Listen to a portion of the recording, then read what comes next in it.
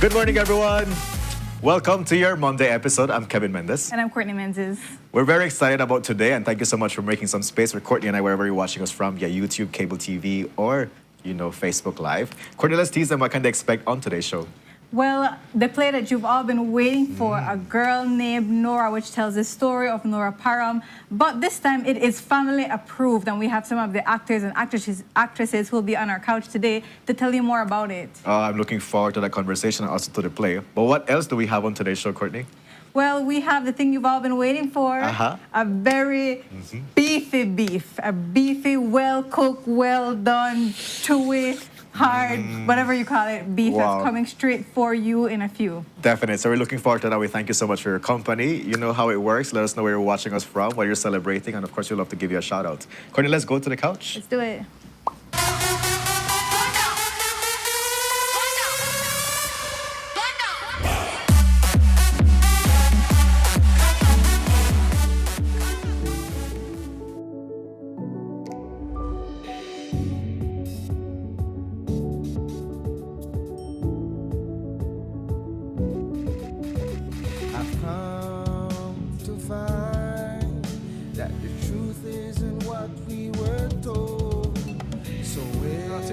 Sunup.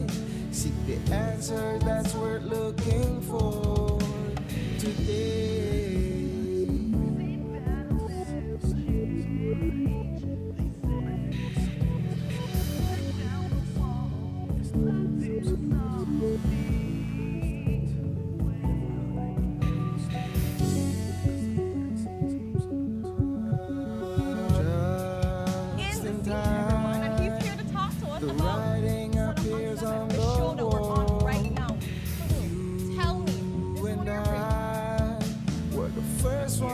And we're going to be talking about the hot shush that has been happening over the weekend. So may seem that it'll never change. They say, people, but if you tear down the wall that's blinding us all, you'll see the way today.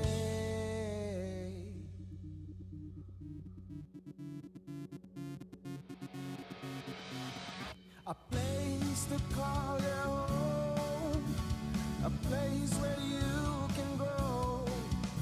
Stand by me and we'll take flight.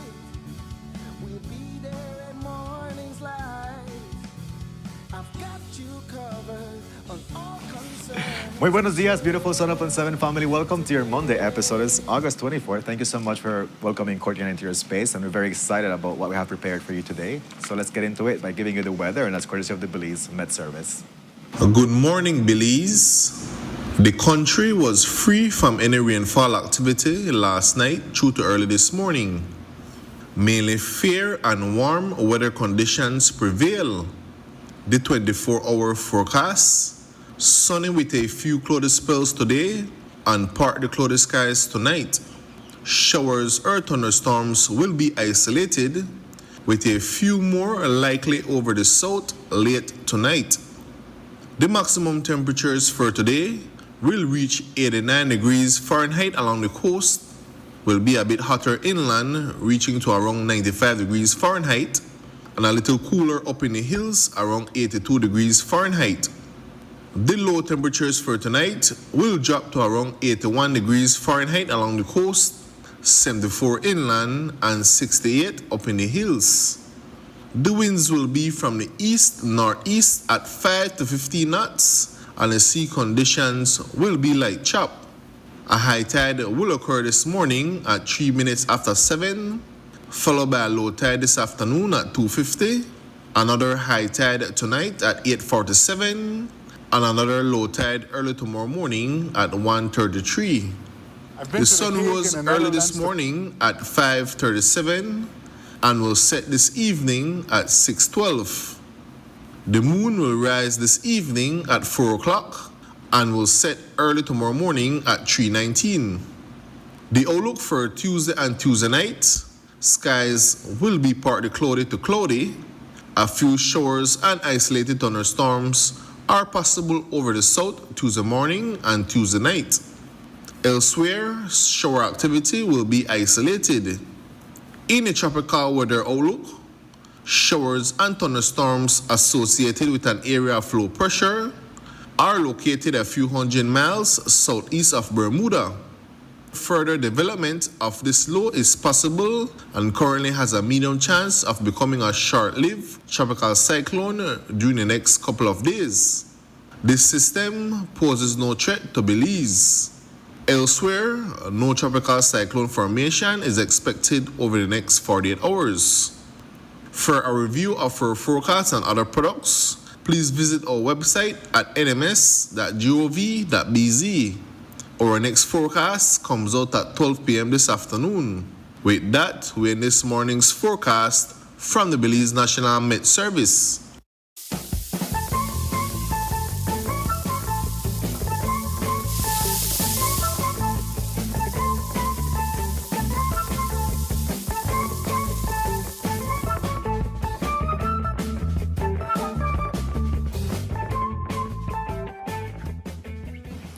Sunup and 7 family, that was your weather update, the traffic cam. And now we're ready for Jules with the Monday morning beef. Jules, good morning.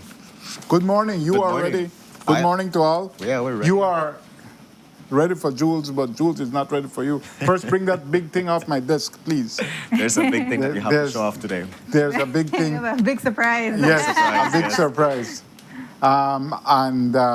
So yeah, let's start. I mean, first we have to wish you congratulations. We're definitely proud of you for winning last week's award, the recognition, Media Freedom. Caribbean Defender of Media Freedom, and Angeline has kindly brought the prize, which I bring here, Caribbean Defender of Media Freedom. which I bring not to be prideful, or as they say, meretricious, or as Courtney would tell me, virtue signaling. All right. Great words. I bring it because the award is not mine. The award is, it may have my name, and I don't say this falsely. Any success that I have had in my many years in the practice of journalism is thanks to the many people, the many sources who share information, the same people who watch this show, this lovely trophy made of Guyanese hardwood, the red one that is so beautiful. Let me place it carefully. But my point is that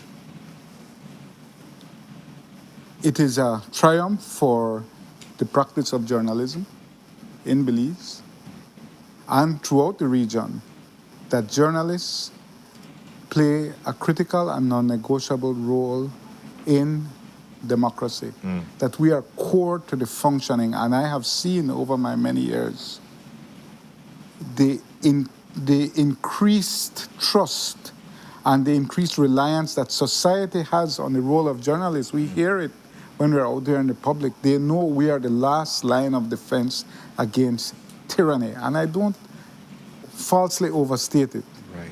So the award, yes, it has my name and I'm very proud, but I need to say that it is not mine. It is the many people who trust me. A journalist is nothing without sources, without information. So many confidential sources who feed me information that I can't even deal with all the information. Right. I certainly wish there were more hours in the day. And it is, I said this in my speech, also the product of the newsroom. The many professionals in here, Courtney among them, who make sure that I have a space where I can work on investigative pieces and we all assist each other. So I think the award is important, obviously for me personally. I've been doing this for many years and it was a very proud moment. But it really is a moment to emphasize the role of the journalist, the role of the truth teller in society, the role of the person who can't be bought, the role of the person who has no fear. And I just want to underscore that. And I want to also say I was widely mocked for wearing a suit or something, a jacket It was the first And time I people was saw you on a suit. first time you all We were speak all on shocked. truth. Well, first of all, somebody lost a tent. To get me a suit, you just. But in 2019, I had on a suit, or 2016, 2019. I had on a suit. I was in Vermont. It was cold. I never had All a right, winter jacket. So I took a homeless man's suit. Suit jacket. So it's not the first time. All right, I was good. at Justice. We stand corrected. Justice Schwebel's house in Vermont. This is before the ICJ. So just for the record, not the first All time right, we I stand have corrected, worn Jules. a jacket. But Yeah.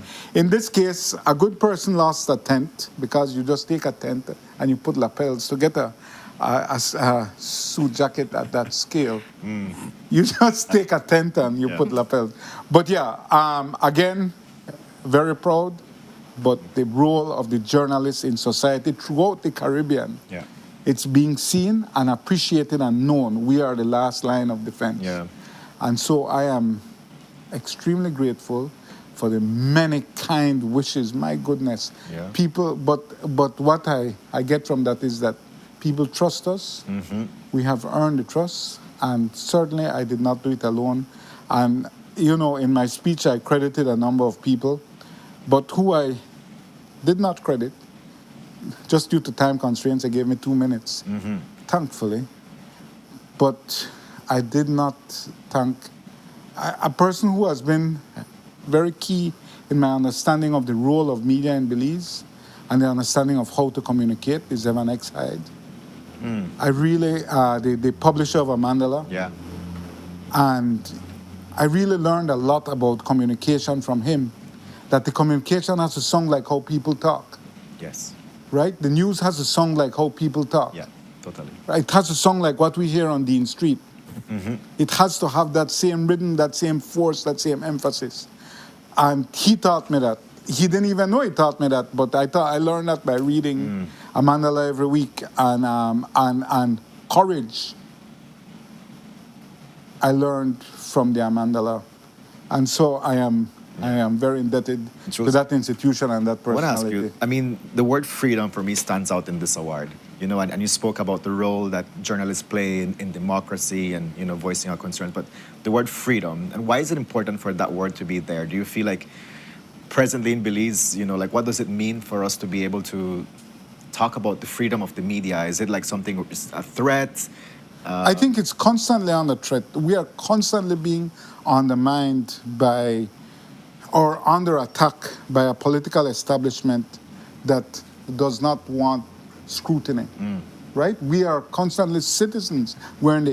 This is a cliche, but we're in the information age, and we don't have adequate information when information is just a click away, and they don't share information for a deliberate purpose. Not sharing information is facilitating corruption. Corruption facilitates enrichment of politically connected people. The hoarding of information and the hiding of information is a key step in preserving corruption. I want to read something that Ambassador? um, Ambassador, is it him? yes, Ambassador Feely Yeah. said, His in his speech where he said perhaps the best is it that one? Perhaps Yeah. the best test of a government's commitment to freedom of expression is not how it treats journalists who praise it, it's how it treats journalists who might challenge it. That distinction matters because freedom of the press is not designed to protect the government or an ambassador from embarrassment. It's designed to protect the citizens from a government without scrutiny. exactly. Perfectly said. Right? And that was what he said in presenting the award. And these are very important things in our society. I read this release from 2001 from the IDB. Secrecy is a form of corruption. If Latin American governments want to keep spending taxpayers' money on military equipment, Oscar Arias said, former president of Costa Rica, he said they have to disclose how much they are spending and why. Secrecy is a form of corruption. So I think that's why when we say media freedom, it is the freedom to probe, the freedom to investigate, and I insist always, the freedom to be outrageous. Oh, yes. That is an important freedom. That is an important freedom. People have a right to know. Journalists have a duty to tell. We also have a freedom to be outrageous in our requests. And the state has to comply. So this increased secrecy we are seeing everywhere, it stands in contradistinction to the fact of the information age era that we live in, where everything is shareable. But enough said about that. Again, I want to thank everyone for the kind support, and I share this award with all the people who watch Beef for Channel 7 and support all our people here, all our professionals here, all our media professionals. It's really a tribute to their work. Moving on. Congratulations once more, Jules. But let's Thank move on you. to our next topic. BL will leave us all broke. That's how people out there feel. That BL is breaking Belize. Courtney, you've been very in tune with this story. Right. People are receiving bills, people in our reach, not people we know, people in the control room, have bills that have increased by hundreds of dollars. We are not reaching, this is a crisis of affordability. Yeah. People simply can't afford to pay their bills. Yeah. Look at the poll outcome. Bring back the poll outcome. Within an online poll, 95% of people on that poll said they saw a big difference in their bills. Yeah. Only 6% said they did not. All of us have received anecdotal information about this. Courtney, fill me in. Right. So, they started with that press release from BAL talking about the cost of power adjustment charge, an extra 1.5 per kilowatt hour added to your bill, because they say they're buying electricity more than they can sustain, so they need to pass some of that. And, PUC had to approve it and everything. Literally the day after, I guess people saw that news article and decided, let me check my bill. The day after, people were reporting hundreds of dollars. Denver in the control room, he said he was paying $90-something, and that went up to $300 and something within a month, without any change in daily activities. The woman, Demi Williams, she said that she's away. She hasn't been in her house for over a month, since early July, and her bill is still at $84, which it was last month. So what would it have been if she had been home using her electronics, and she plugged out everything before she left? So, and people have been even in our comment section from $50 to $150. Some people tracked it from like March, where it was like 100 and something, and by August it's like $700. I don't know if that may happen to me. How am I pay for that? I genuinely cannot afford that. It's a crisis. And then there's another gentleman who works in our control room who said his home's bill went up from $350 to $700. Yeah. I'm saying this is not disposable income that people have. This is a crisis of affordability. And the Prime Minister, in one of his saddest offerings, told Courtney on Friday, we are suffering 13 years of UDP neglect. Jano, the famous 13 years of UDP neglect. Wow. You cannot continue to blame the UDP. That excuse expired in 2023. It did. Yeah, because we've gone 6 years into PUP. Exactly. We're 6 years That's into like PUP. half of what UDP's term was. And it is also 3 or 4 years since they announced that the Saudis are lending Belize $77 million for 60 megawatts of utility scale solar power that the PUP cannot yet operationalize. That's your fault. Yeah. If you want to pass blame, Yeah. either you blank or you get off the pot. Right? So I'm just saying, it is unacceptable. I agree, Belize has a crisis that cannot be solved with a magic wand. Yeah.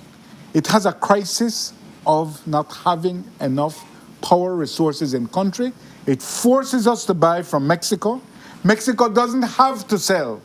They don't want to sell it to us. So they sell it for the highest price when you buy at the highest times, which is the time of greatest demand.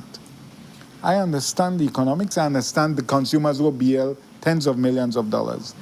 But people cannot pay. People do not have a few $100s. Most Belizeans, I'm telling you, can't put their hands on $150 in an emergency. Right. In an emergency. And it was like pay it or not, you don't have an option because you're going to get disconnected. Yeah. Of course. And there's no consumer protection Right, mechanism. right. And then you lose out on one of your most basic. Yeah. Well, you can't survive without Yeah, electricity. Imagine you have children. Yeah. So I'm just saying, it is a governance issue. It's an affordability issue, or crisis. And BL will have a press conference today, Courtney, which you will be attending.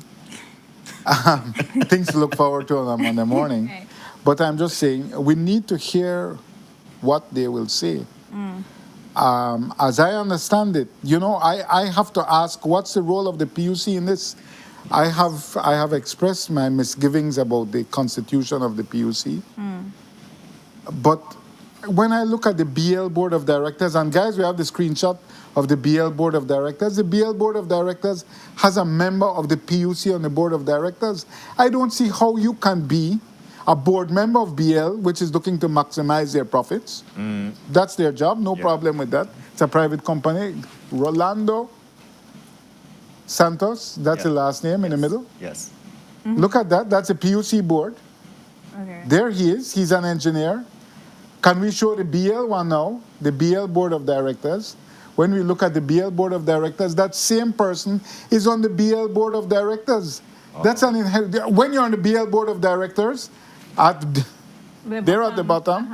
The last person among those many political luminaries, the great success, Mr. Ellis, the great political success, but let's look at the bottom there. How can you be on the BL board and the PUC board? That's an implicit conflict, because on the BL board, you're about maximizing profits for the monopoly utility. And on the PUC board, you're about regulating the monopoly utility in the interest of consumers, in the public interest. Yes. How can you serve both masters? Yeah. But he's a favorite of the Prime Minister. You say Belize has no talent. So we have to put the regulator to maximize the profits of the regulated. Yeah. That is a manifest, explicit, and ludicrous conflict of interest in our face. How can you do both? But again, it is indicative of the approach that the government takes. That once the Prime Minister has his political favorites, nobody else has any talent. Yeah. And so you have to put him to do something that's inherently conflict-based. Yeah. So, my point is, we will see what BL has to say today. But I imagine it will be more of the same. The cost of power is sky high, and we're selling for 50 cents and buying for $1. Consumers have reached a point where they cannot pay more. People can't, it's not like, boy, I don't feel comfortable with this bill. I am telling you, people don't have it. In an emergency, 90% of our population cannot put their hands on $150. I think when Denver gave his interview, he said that I asked him, like, what are you going to do?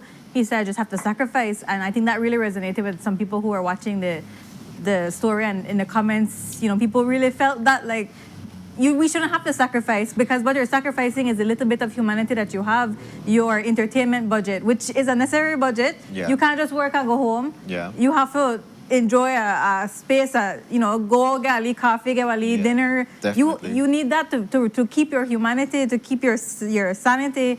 But those are the first things you have to sacrifice when you get a bill like this. And another thing that people were resonating with was when I think Demi said, BL always says it's because you're using more electricity. It's the summer, so you're using more electricity. Of course, yeah.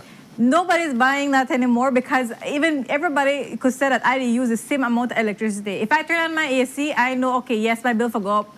But if I do not use my AC, only my fridge plug in, my fan plug in, and I don't like an industrial size fan of Alaska, Yeah. how can it jump so much hundreds by doing the same Right. exact thing?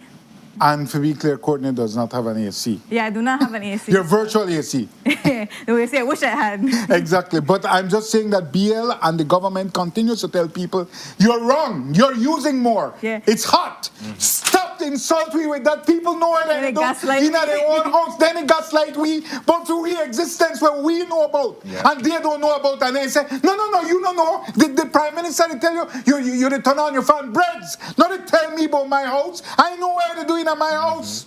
But they're literally gaslighting you about your existence. It's ridiculous. Please, BL and the Prime Minister, don't continue to insult people with this nonsense about it's so hot you don't even recognize. You use more. I recognize because I know when I sweat. Come on, man. Anyway, let's see Let's see what's BL going to come out of this press conference. Yes, exactly. It's a political crisis for the government. Yeah. I don't know if they're aware of it because they're constantly whistling past the graveyard. Yeah. But let's see where it goes. Yes. Now let's talk about BTL sends out a press release about record earnings, Jules. And are they trying to save the chairman? Courtney Menzies, you attended the press conference last week, The NTUCB one. Yes. and they demanded. They called for the heads of the board. All the board members, except Alan Pollard and Anissa Perdomo, who voted yes to the acquisition. They say vote of no confidence, remove them, but particularly the chairman. And they give a list of demands that they have 90 days, but they said they want the board removed immediately.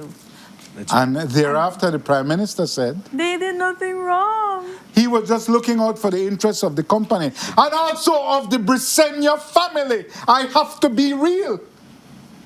Yeah. The deal would have resulted in Mr. Ashcroft and Mr. Brisenia receiving a payout of a combined $80 million. Under this Prime Minister's watch, the chairman who he appointed received a generous six-figure contract, more than $250,000 Wow. annually. That is fine, but you have to accept your role in this. We have the BTL release. It is the first BTL press release, labeled press release, I have seen in years. We get the employee bulletins. Yeah. That's what we get, because we're all those employees. okay. But show the first page, if we can, that says the record profits. Okay, Digit delivered record income. Oh, it's record income, but 2 weeks ago you were saying we need to consolidate. We're going downhill. If BTL has such record income, why doesn't they take the same $80 million? You can use a fraction of that to offer, since SpeedNet says they're going to compete hard, since you have the profit advantage. I believe SpeedNet's profits are 1.5 to 2 million. BTL is at 36, a record 36 million. Great for that. Awesome. Take some of that and invest it in offering SpeedNet customers. We're going to give you a $110 bonus to switch over. And that will only cost you $10 to $20 million as opposed to the 80 you are going to spend to buy the company. For sure. Right? Yes. I'm just saying they had no interest in doing that. And that was a baby brains example. But I'm just saying that their interest was to satisfy the Ashcroft Alliance and the Brisenia family who wanted out. You know, Mr. Ashcroft kept saying, and he said to the Social Security Board, this deal was on the table since 2022. So they were sniffing around it since 2022, not 2018, as the chairman says. That's what Mr. Ashcroft told the SSB board. 2022, it first came up. It is not consistent. Show the release again, guys. It is not consistent for you to 2 weeks ago say, the only way we will survive is if we get SpeedNet. And now you're saying we met our 5-year target. We completed 37 expansion projects, fiber to home, extending high-speed connectivity, improved mobile coverage to national communities, including rural and previously underserved areas. 180 mobile sites countrywide. Well, you know, I mean, but 2 weeks ago, you made it say, boy, we need it. We need to get a company. We know how to make it. But now you are saying, I never said that. We're good. We're good. We're good. We don't need that. Who needs that? Who needs that? We're good. We have record profit. We've expanded. We're serving communities. It is a jarring contradiction for you to 2 weeks ago be saying, we need to do this now or we're going down. And 2 weeks later, we say, we good. We don't need no help. You see me and Tiger, fight help Tiger, no help me. I good. High level. Completely facetious and ridiculous. Yeah. I congratulate them on meeting their 5-year target. Congratulate them on the record profit. You good. You good, bro. You ready to compete. I agree that the PUC thing constrains them where they can't change rates for 3 years. Great. It's going to be a great fight. Competitors will benefit. Elon Musk to come. Who else to come? Whatever. You have to deal with it. But I'm saying BTL is clearly in a good position. They are. Will it be enough to save the chairman? The Prime Minister has said he was just doing his job. Well, he was doing his job in serving the Ashcroft Alliance agenda. That's a fair interpretation. In serving familial wealth to the Briseños. That's a fair interpretation. And that job is not a job, it can be argued, in the interests of the consumers and shareholders because he was looking to acquire the company that many believe would not have been in the interest of BTL for a price that was, I think a lot of people agree, exorbitant, $80 million to a company making a profit of 1.5 to 2 million. But I thank them for the press release. Yeah. Let's keep it going. So one of the questions is like, what will NTUCB do during these 19 days of waiting for the removal of the chairman?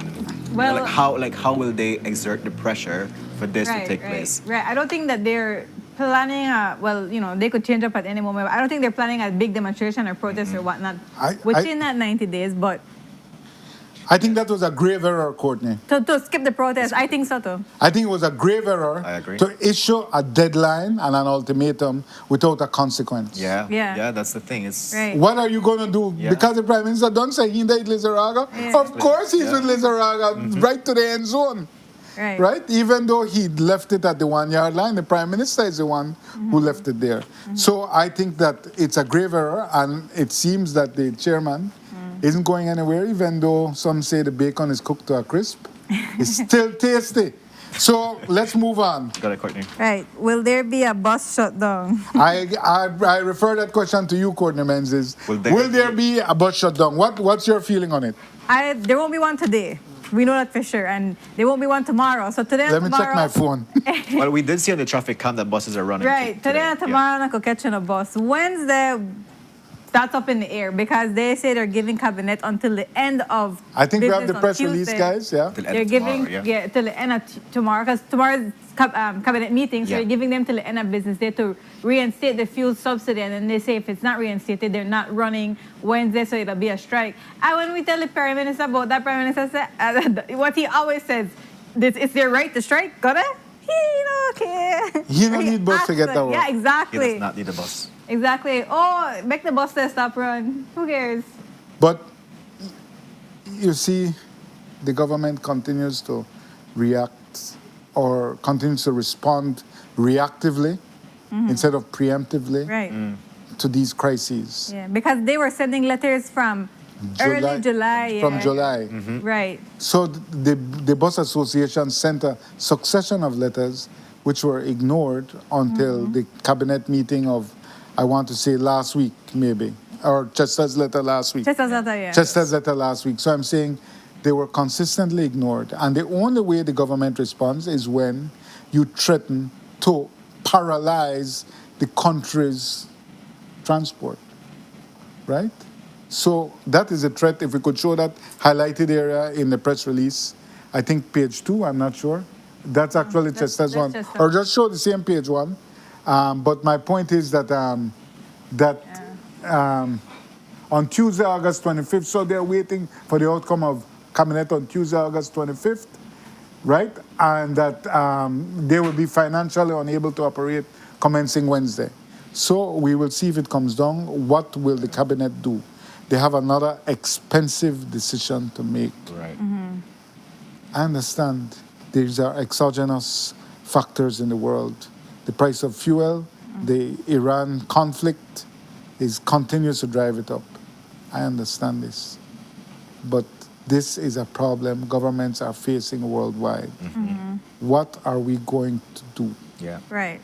I believe that, and the last time, Courtney, you were out there when they had the shutdown and the Prime Minister intervened during the shutdown. Yeah. Which only lasted 3 hours, right? Right. 3-4 hours. So is it Right. going to be the same thing if the shutdown happens on Wednesday? Well, it depends how drastic they get. Then if it's that once on time, I think. But I do not advocate for If that. they, yes, we don't advocate for that. Thank you. But that's yeah. Yeah. I will say that I did see a police intelligence briefing. Police are preparing for that, and I did see. Although Mr. Rosado wants us to get no information or very little, that the police commanders were asked to identify people with heavy-duty equipment, the type that can move tires off the road, who are willing to work with the police along with the MIDH contact numbers. These contact numbers must be provided. They needed it by weekend. Also in the north, police must be posted on the toll bridge from 3 a.m. Yeah. Okay. on Monday and across the country. Vehicular checkpoints must be posted by 5 a.m. on Monday. So They're the police preparing. were ready today to preempt any strike action. So it's clear that the state will not allow the blocking of bridges, Yeah. etc., or plans to not allow. You know, we have a fiery history of bus protests in this country, and really no one knows what's going to happen. We have to wait and see. I don't know what the cabinet will do on Tuesday, but judging from the tone of the Prime Minister and later on speaking on the adjournment, the Minister of Transport, you all are the one who didn't want to join the NBC, the National Bus Company. Yep. You all are the one who said you could fight it out Right. on your own. Well, you need to fight it.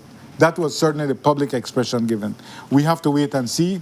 Wednesday will be a day of reckoning. By Tuesday evening, we should have a better idea. Yeah. Definitely. But I feel like it's also important to see, like, this is not like a single issue, right, in terms of like fuel and transportation, right? Because employees have to figure out their way into the city to talk, for instance. So like, what are the unions and stuff doing to work towards their employees too and say, hey, we realize, the struggle that you're going through. So like, why don't they join this protest or whatever? I think with so much issues happening, everybody should have joined forces. Exactly. Bus, gas, electricity. What else you need? Like, Because everything. Well, cost of living. the fact is that the government is so indifferent. The only way to is, yeah. pierce that indifference is with threats of confrontation. That's the only way to wake them up out of this glazed space of, yeah, everything's good. Oh, you have a problem? It's not a problem. They're operating almost like they're asleep at the wheel. And the only way to pierce that indifference or to wake them up from their slumber is to threaten a state-level confrontation. Okay. So we'll see what happens, what happens. right? Right. So let's move on to our next topic on the beef. Juliet and Audrey resigned from UDP executive posts. UDP in trouble. What's new? Juliet Timbrell has resigned as National Campaign Manager. Audrey Wallace has resigned as Chairman of the Public Relations Committee, Chairperson. These are two high-level executive resignations. These are two extremely capable and trusted persons within the UDP. Why did they resign? Is it a vote of no confidence in Tracy's leadership? I don't think it's so much a vote of no confidence, it's a vote of no money. You cannot do your job in these roles without money. And the UDP does not currently have money, and it don't look like they get money. That's the problem. So, when you operationalize anything, if you're the campaign manager, one of the basic functions, this is how elections are won, you have to register people. Registering people requires money. People have to be handled. Yeah. Whatever, if they just to move around for lunch money, if it's just to come in from our district to be a phantom voter, because both parties do it, although the UDP is now pretending that they never did that. But I'm just saying, you need to get $5,000, $10,000 to handle people. They don't have that. So you cannot do registration. If you can't do registration, you can't win elections. Second, you can't manage a public relations campaign if you don't have money to place ads. So there are two interpretations. Yes, there's no money and apparently no prospect of money. But at the same time, these persons signed up to follow Tracy Tega Panton, not Dean Barrow, who is a millionaire, independent, many times over. Not John Briceño, who is a millionaire many times over. Tracy Panton represents a different kind of leadership. I've said it before. Not only is she the first female mass party leader, she's also the first non-millionaire in over 20 years. Since Manuel Esquivel, there has not been a mass party leader in this country who is not a millionaire. Having your own money requires, and I will give a note to Patrick Faber, etc. But I'm just saying, you have to understand the job you were given. This is a guerrilla warfare, asymmetrical in nature. You can't say you that the whole UDP, boy, we that the whole UDP run the money. I understand money is the only way to get things done in politics, but at the same time, you have to understand that it's not empires fighting against empires. The UDP is not at the empire stage; they're at guerrilla stage, and asymmetrical means are needed. But if you just say, "Well, I can't do it without the money," what did you expect? Yeah. What did you come here for? Yeah. This does not place of money right now. So that's just how it is. But it's a big loss for the UDP. But, I'm sure they'll find someone else to do the job. I don't think the UDP is looking great coming into municipals. Right. Yeah. There are 67 seats. UDP currently controls 4 of the 67. So that's 63 the PUP have. I think the best UDP will do is 60 out of 67. I think, unless there's some kind of miracle, because as unpopular as the PUP is, as distrusted, they continue to have very strong convention turnouts, and we can talk about Benquevejo. Yeah. The Benquevejo Convention, apex clientelism. Okay, so the Benquevejo Convention, first let's announce the result. Very close race for mayor. Okay. Jorge Rosales, who is the incumbent, had a strong challenge from Jenny Martinez. Right. And the difference in the end was only 9 votes. We have a picture of them being sworn in, thanks to the good people at Love. 458 to 449 was the outcome. So Morales is the one in the blue shirt right there. He was sworn in along with Jorge Martinez, Jorge Iglesias, Ali Morales, Edgar Cocom, Ricky Conil, and Pio Vacha. So very closely contested race for the mayor. We know that the former area rep, Jorge Melina Espat, was against him, and he was supporting Jenny Martinez, who lost by only 9 votes. Big things. Yes. But we want to hail Jorge Morales for creating, and I will always hail Jorge Morales. That man looked good in a bikini brief. He's one of the politicians. We don't have that picture, but what we have is. I was like, where is it? But you've seen the picture. He was on a dollar bill on the fake currency. He had a picture that emerged. Very flattering. But let's move over to Mayor Jorge Rosales. Can we zoom in on that picture? This is apex, not since Andre Bucks, not since Andre Yes. Andre Perez, $100, Andre Bucks. Yes. Have we seen currency as beautiful as this? Mayor Jorge Rosales, gift voucher. I love Benke. Read the terms and conditions. This has terms and conditions. It's You can perfect. cash this gift voucher at Benquevejo Mini store in front of the Cancha Marchalek. For no more than $100. For no more than $100. This is $80. this is branded. Yes, because that person only got 80. The most you could get is 100. Oh. 100 if your whole family can vote. So they turned a store into a bacon house. They turned a store into a bacon house. That is apex branded clientelism. Show the second page if you can, where there's actually a signature. It's actually signed. It's stamped from the mayor's office. Wow. So it's It's apex clientelism. It is branded clientelism now. There no shame in the game. shamelessly. No shame in the Wow. game. Wow. No, we be procuring votes. If you don't like it, go vote for the next side. Them they give 50. So let us understand. Yes. Bacon houses and clientelism are par for the course in mass party politics in Belize. It is just that it has gone from the vulgar to the obscene. Yeah. And they don't care who be seen, Yes. that they be obscene. That's what they be doing. They don't care.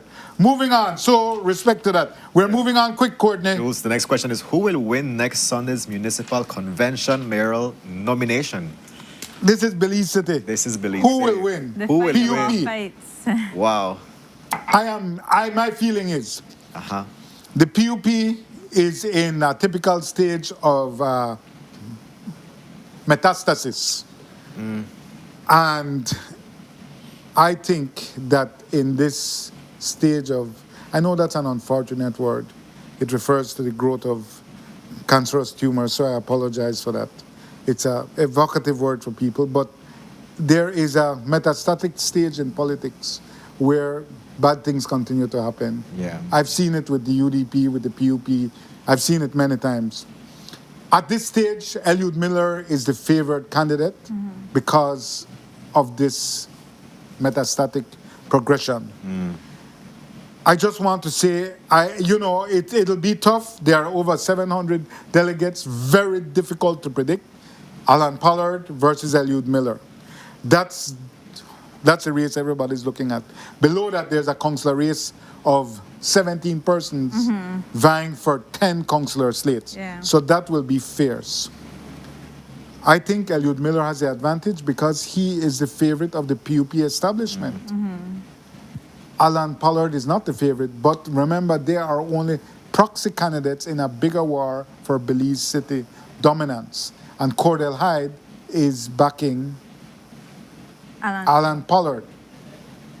So there's a bigger struggle between Anthony Mala and his allies and Cordell Hyde to see who's the big man in Belize City who controls the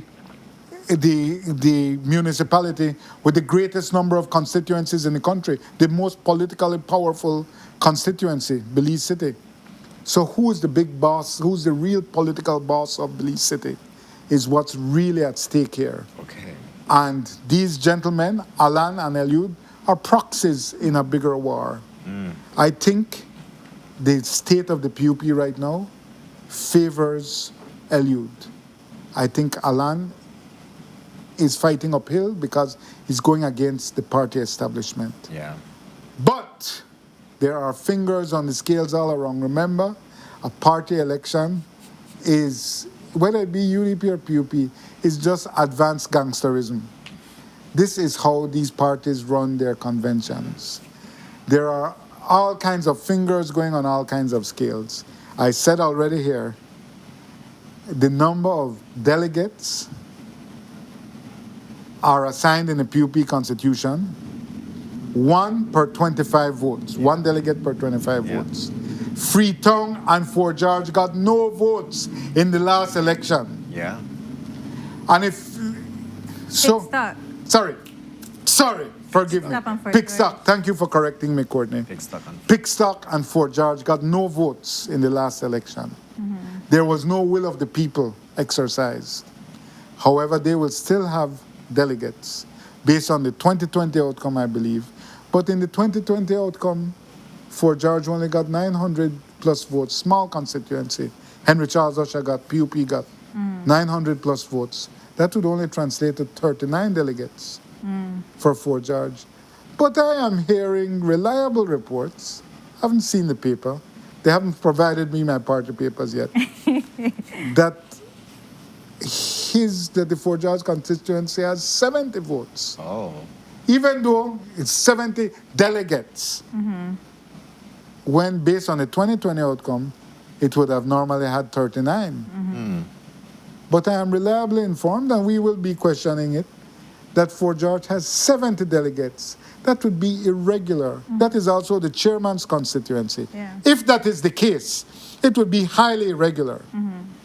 And this is why in the UDP constitution, full of defects itself, but there is one differentiation. The chairman is not to be an elected representative, an elected official. Yeah. Because the chairman has to run the party's affairs without fear or favor. Right. When the chairman's constituency did not have an election in 2025, still has all its delegates, plus an extra number, questions arise. But we will be asking if indeed Fort George, which should only have 39, has 70 delegates. If that is the case, that would be very unusual.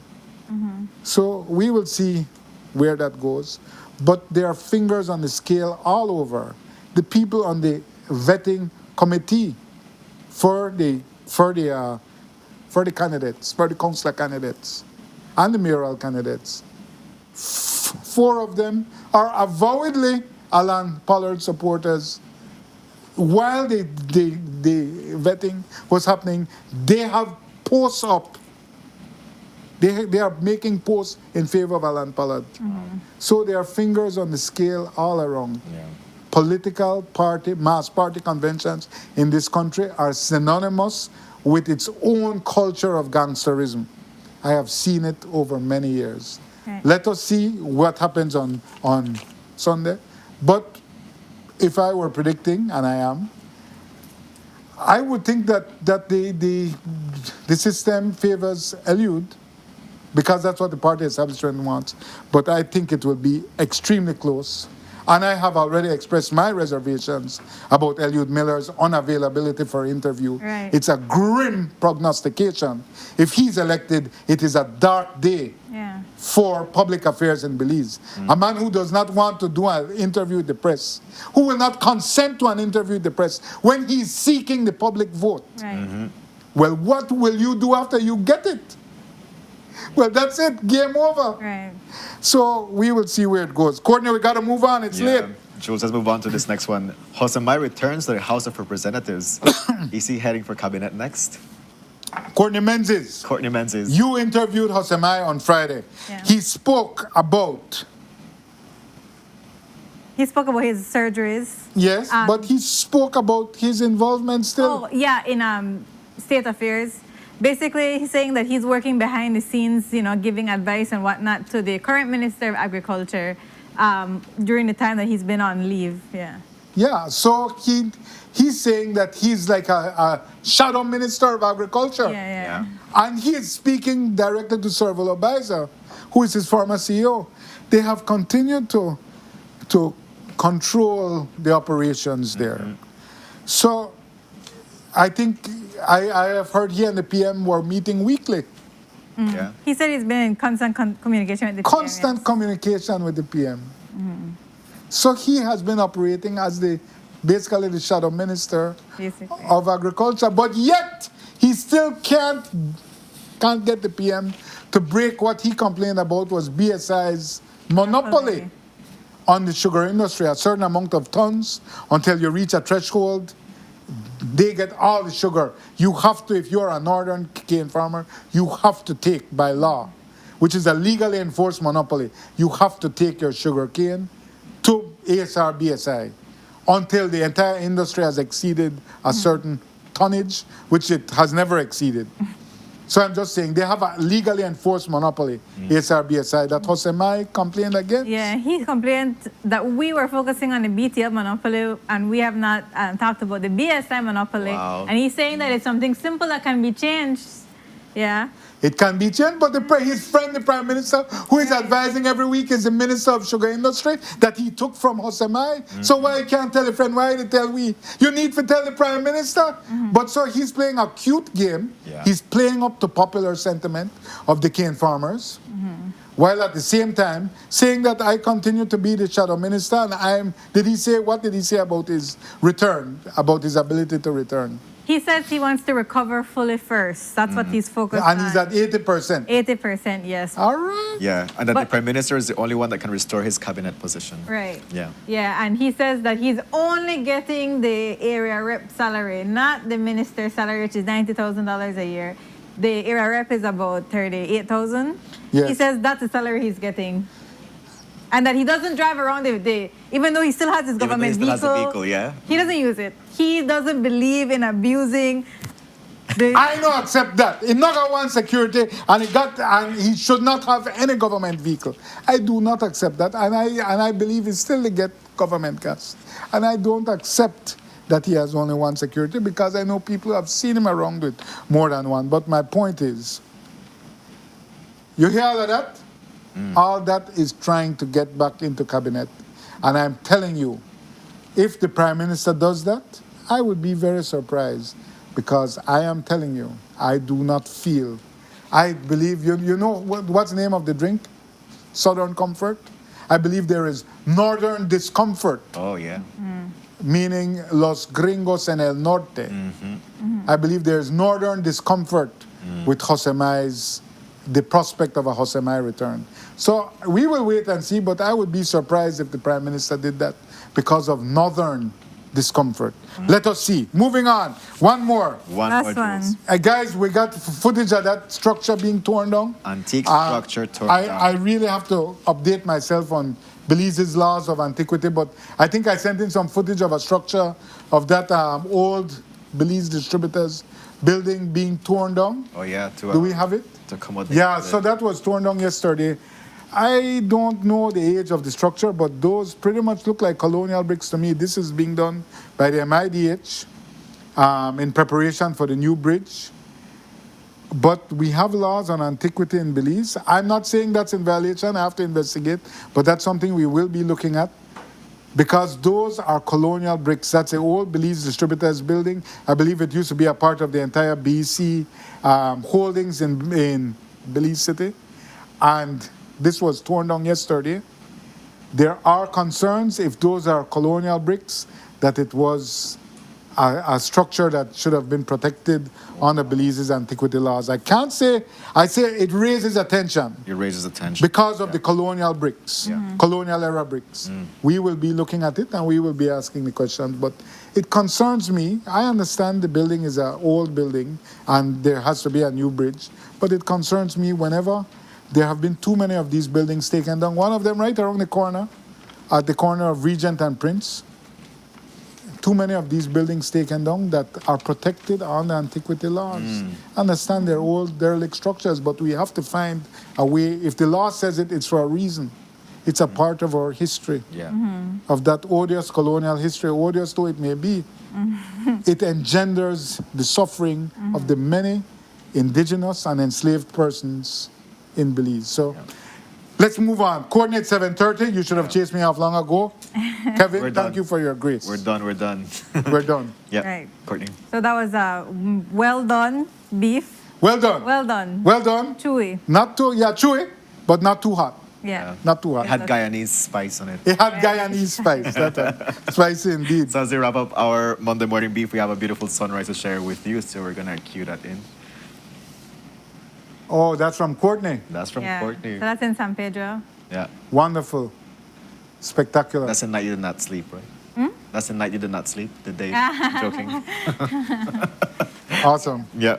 So, folks, with that, we go into our first commercial break. When we're back, Courtney and I have a great conversation with students that are going back to school today. Stay tuned for that. Okay.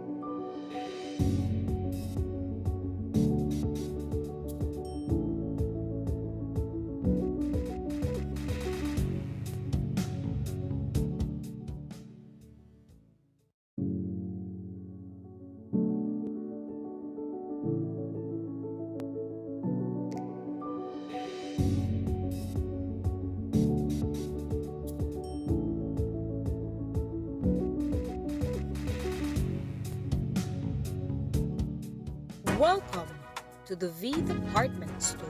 We are conveniently located on Coney Drive in Belize City. That's right on Coney Drive in Belize City. At the V Department Store, we offer a wide variety of groceries, cosmetics, kitchen appliances, kitchenware, electronics, and more. We've also recently expanded to the second floor to better meet your household and office furniture needs. We now have a wide variety of furniture, home decor, and accessories. We have a shared vision for a comfortable and customer-friendly shopping experience. Visit us today and be warmly greeted by our reasonable prices and cordial staff. The V Department Store. Experience the ultimate shopping destination.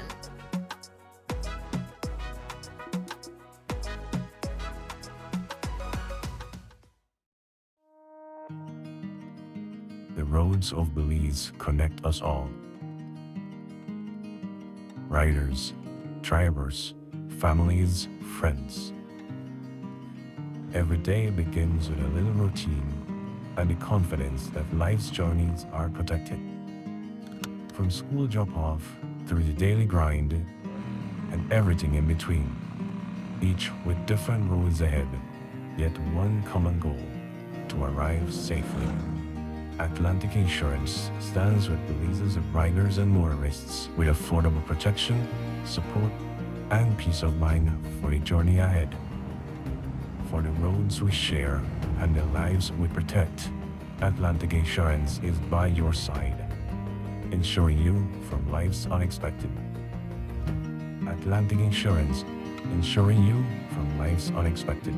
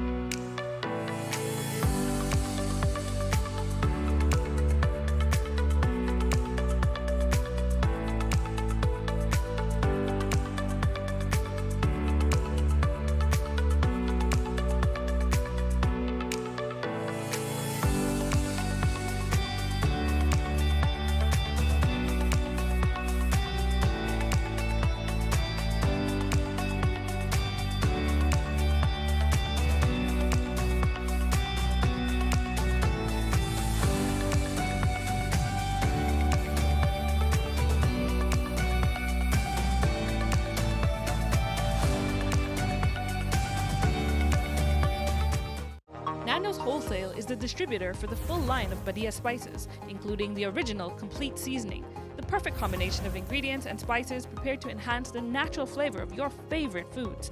Also, cinnamon powder for all your desserts, fruits, and beverages, and as special dishes. All these are available in commercial sizes or restaurant packaging. Nando's products are available at your local retailer or contact us at 222-5000. From Corzal to Toledo, Nando's is proud to be serving Belize as its #1 wholesale distributor for over 35 years.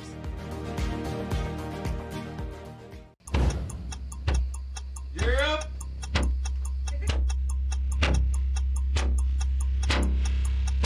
These charter means aren't We're navigating along the coastline. This morning, the 2023 Good evening. Good evening. I'm Cherise Halsell, and here's what's ahead for you on 7 News Tonight. We've got details of these and other stories in our newscast for tonight. Good evening. With your news, I'm Indra Craft. Please, you're watching the Nation Station, Channel 7.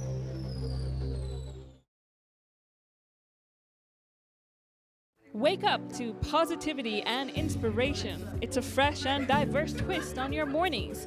Tune in to Sunup on 7 every weekday morning at 6:30 a.m. right here on your Nation Station, Channel 7. It's the morning show you don't want to miss.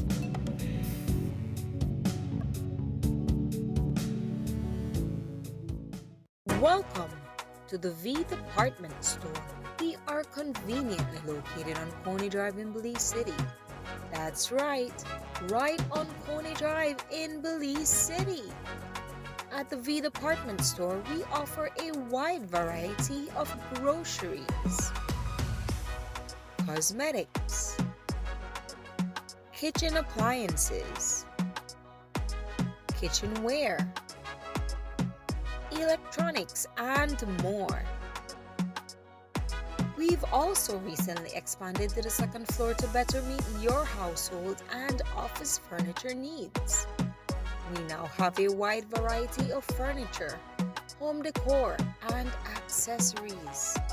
We have a shared vision for a comfortable and customer-friendly shopping experience.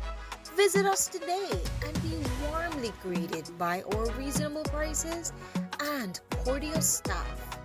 The V Department Store. Experience the ultimate shopping destination.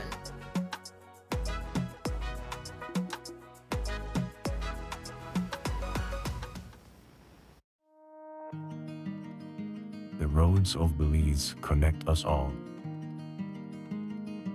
Riders, drivers, families, friends.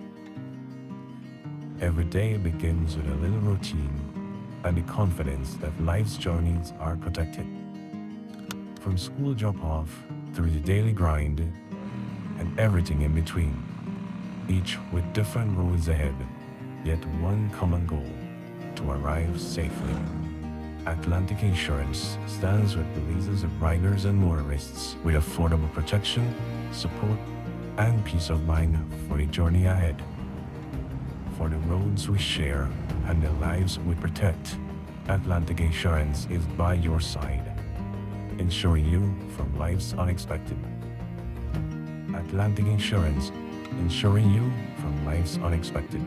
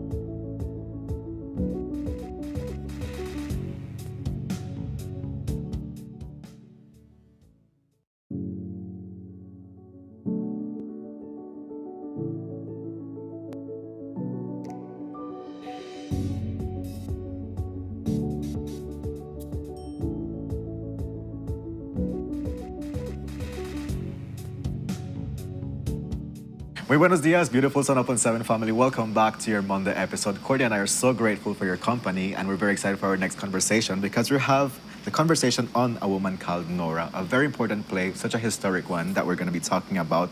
Joining us on our couch, we have some of the cast members.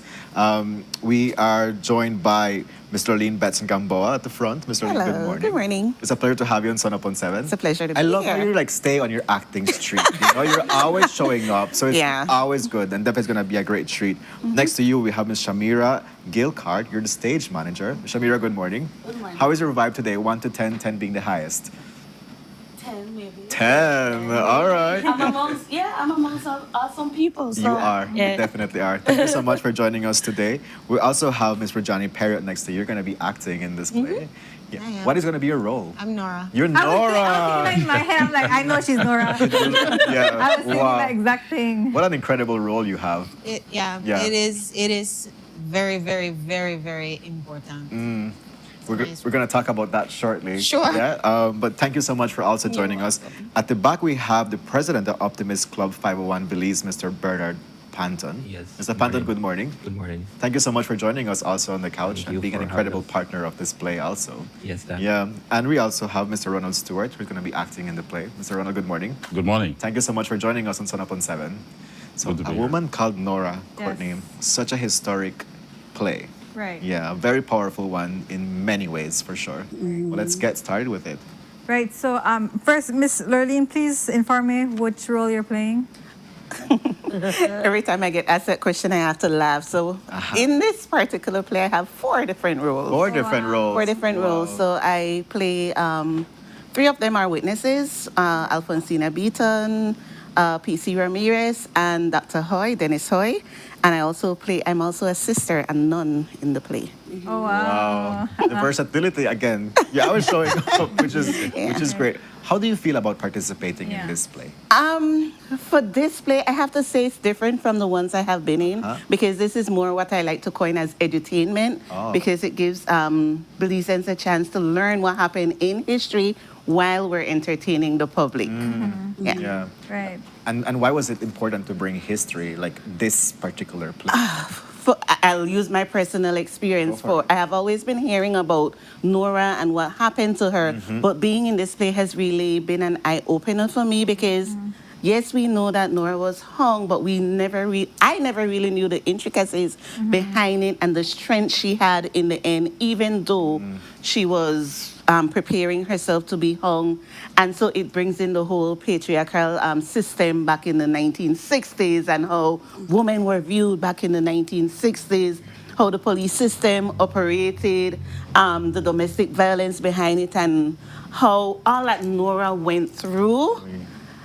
I mean, when I first got my script, I started to study my portions, but it wasn't until I met the cast and everybody came together. I'm like, wait, hold on, this is what really happened here? So for me, it was definitely an eye-opener, and I encourage the public to come out and really be able to get an understanding of what took place back when we were British Honduras and compare it to what happens now. Yeah, compared to what happens Right. now. So, Ms. Rajani, let's get your thoughts on when you saw that script, as Nora.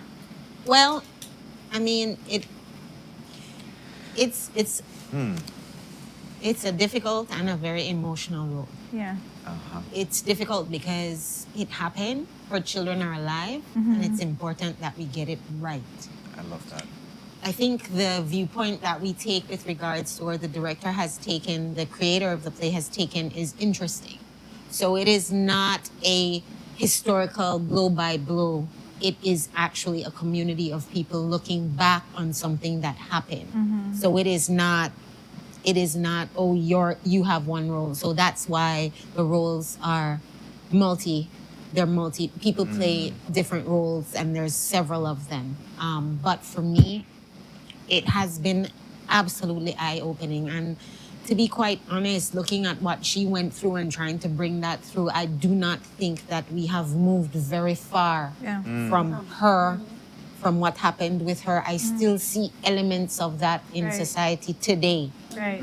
Yeah, like victim blaming, like when a woman's in a situation, like, oh, why is she not left? Oh, she asked that. Oh, yeah. Yes. Definitely. Patriarchy, as you mentioned. Yes.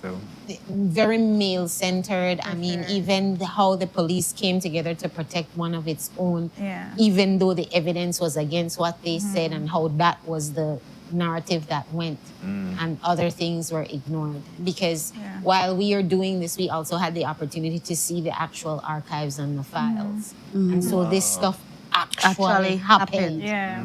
Correct.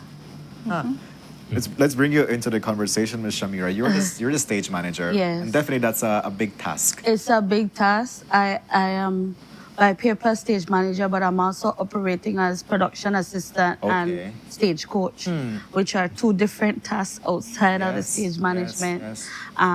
It is very tedious. Unlike my colleagues here, I have to be abreast of the entire script. not only with, I don't have to learn the lines, thank God. Another feeling. But I have to at least understand the script, know the script, to be able to break down the script, and break down each characters, because I work with each one of them individually outside of them working with the director. Okay. To help to bring the characters to life. Right. And then as under the stage management guys, I have to be able to know all the points, all the cues, where the lights are gonna come in, what type of light, what sound, what music, and so forth. So I have to know the script beginning to end to be able to call the show. Right. I recall, sorry, go ahead, Courtney. I recall, at the start of when this play was just being rumored or just starting up, there were issues with Miss Nora's family, and they're, they are very obviously they're sensitive to how their mother is portrayed. Have you personally worked with them, and what was that like? So I have not personally worked with them. Our director have. Yeah.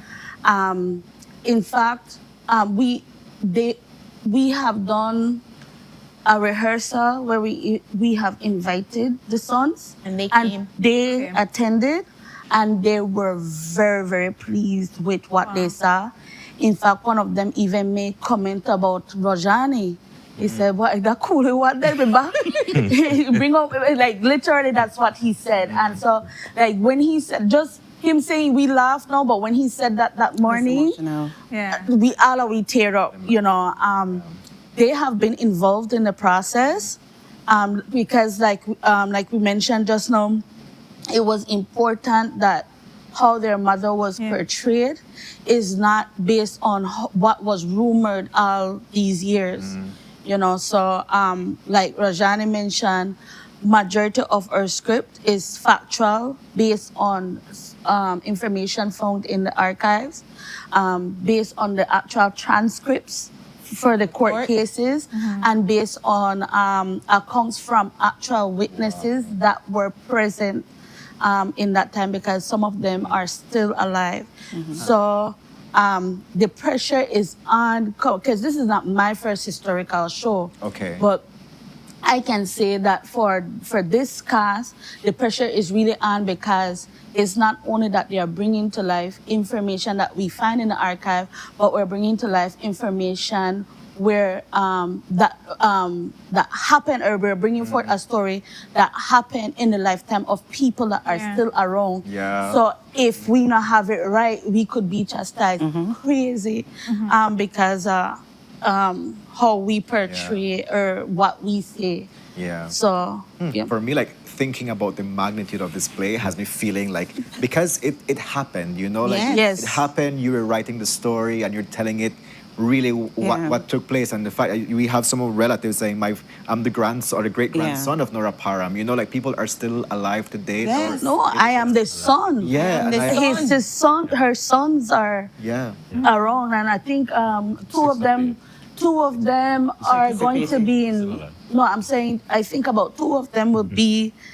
At least two of them will be in attendance for the show. And there are a couple of them that has, like I said, been involved from the beginning, been a part of the process of the script. We forwarded them the script when the script was completed, and like I said, they attended one of our open rehearsals. So her immediate son, her offsprings are involved. So the pressure is on. Like, I'm glad that this time around, I don't know what talent. I'll be real.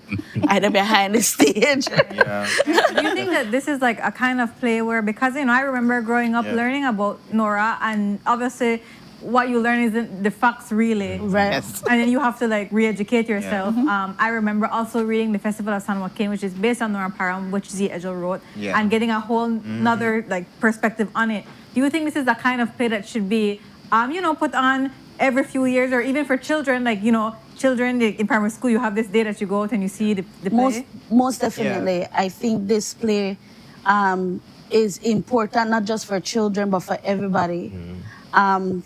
With the children to know the facts, because like we all said, all of us here have heard the name Nora Parham, and we hear one narrative or the other. but we don't know what was the actual truth until like when we, all of us here, when we got the script, in me and Rajani's case, we not only got the script, but we had read newspaper clippings. We went through the transcripts.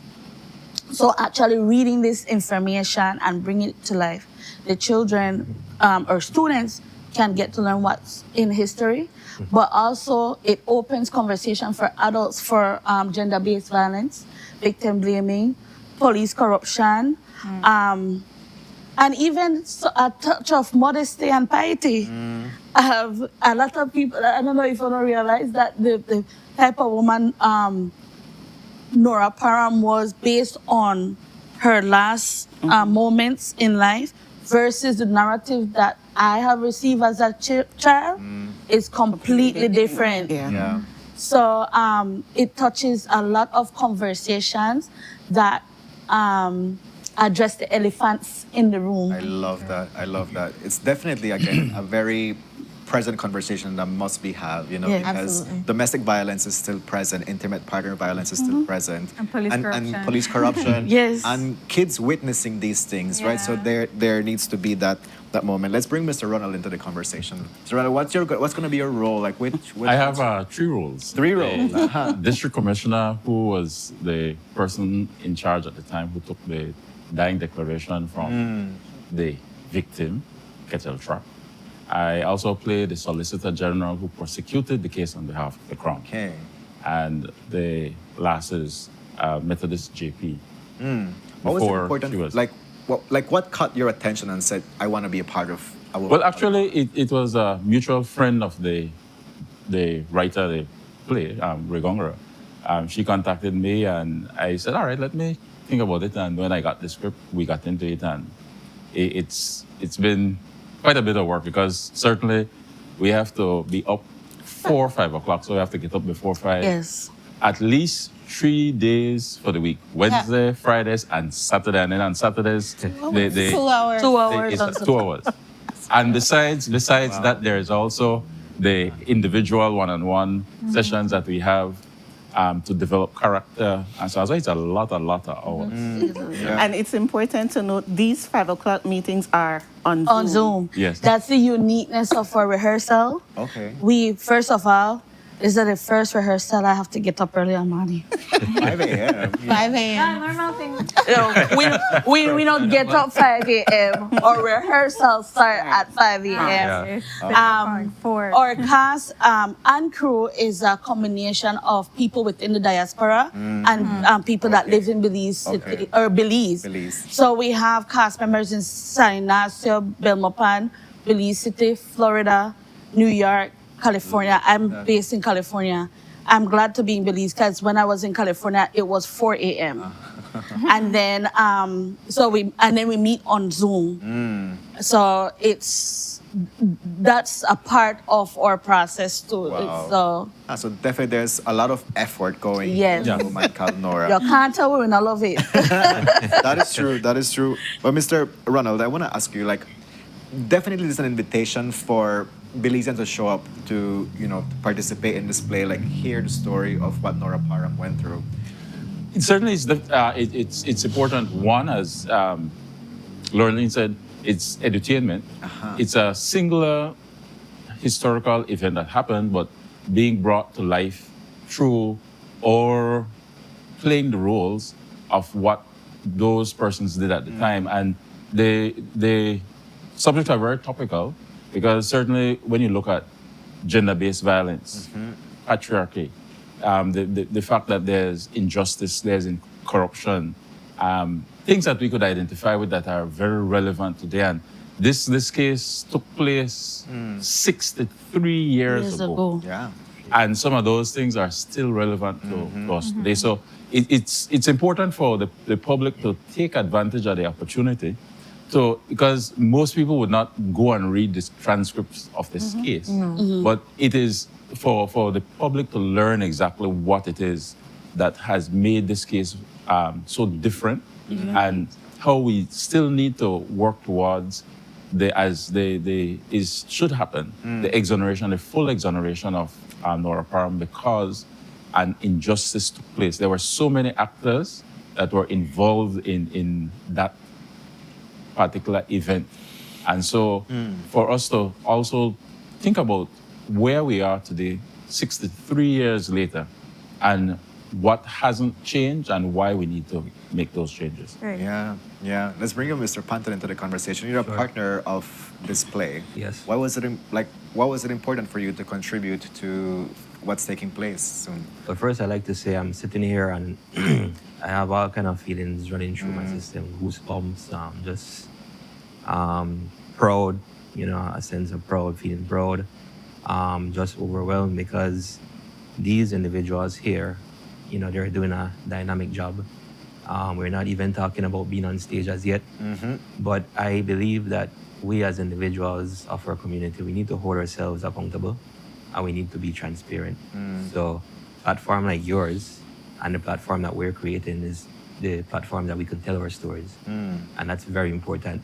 What I'm hearing from most of my colleagues is that these stuff and the situations are still relevant, more relevant than even back then because now we have a voice versus what used to happen in the past. Yeah. So for me, as the representative for Optimist Club 501 Belize, is a full circle where we need more individuals who will commit themselves to initiatives as these, and we have to continue echoing the message and information that needs to be heard, not only at the elder level, but for the younger generation as well. Our main mission is to provide a positive vision for youth, community, and selves. So it's a full circle for us. I can see that. And we are extremely glad that the director and playwright Ray Gongora chose this play, and that we're having individuals who's committed themselves to show up and to put this message out to the public. Thank you so much for that. I hope I answered the question. You did. You did an excellent job. Yeah. No, for sure, because like you mentioned, it's full circle, aligns with the values of Optimist Club 501 Belize. Yes. It definitely is.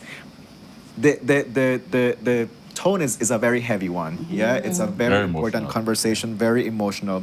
So in that regard, I want to ask you, Ms. Rajani.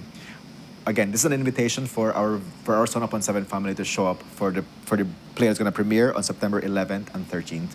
Absolutely. How should somebody prepare to come to this play? With I an think open mind with an open and heart. mind. Be prepared for revelations that you had no idea. Be prepared to I get see chills.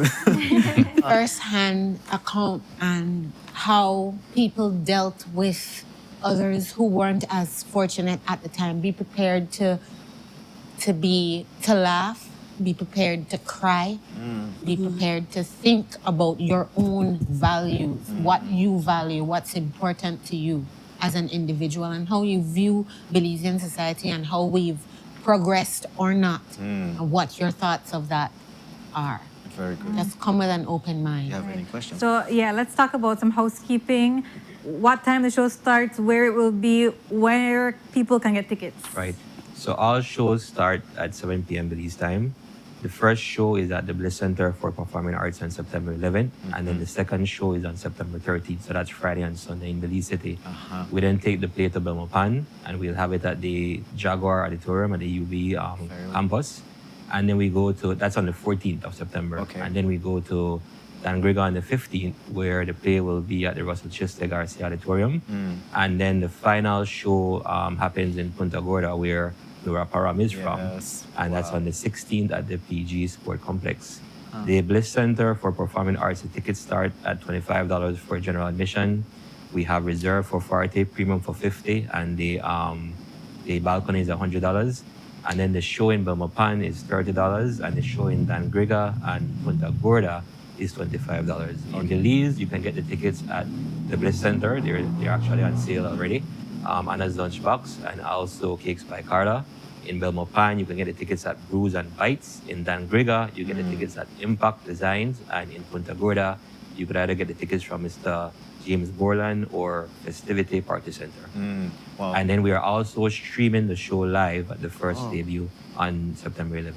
And where can How they do you access access the live? So you could actually go on the Optimist Club 501 Belize Facebook page, click the link, get your virtual ticket, and then you're going to get access to a private platform on this app. Okay, so how much does the virtual ticket cost? The virtual ticket is $25 for for purchasers in Belize and 25 US for the diaspora. That's Yeah. interesting. Yeah. Yeah. So you can watch it. That's anywhere true. you I are, love to hear yeah. that it's going to other places other than Belize Belize, City, you know, yeah. because as you mentioned, it's a very important story to tell. People need to be able to connect with the message and, you know, have the opportunity because maybe not everybody can afford or has the accessibility to come to Belize City. Right. Yeah. Yeah.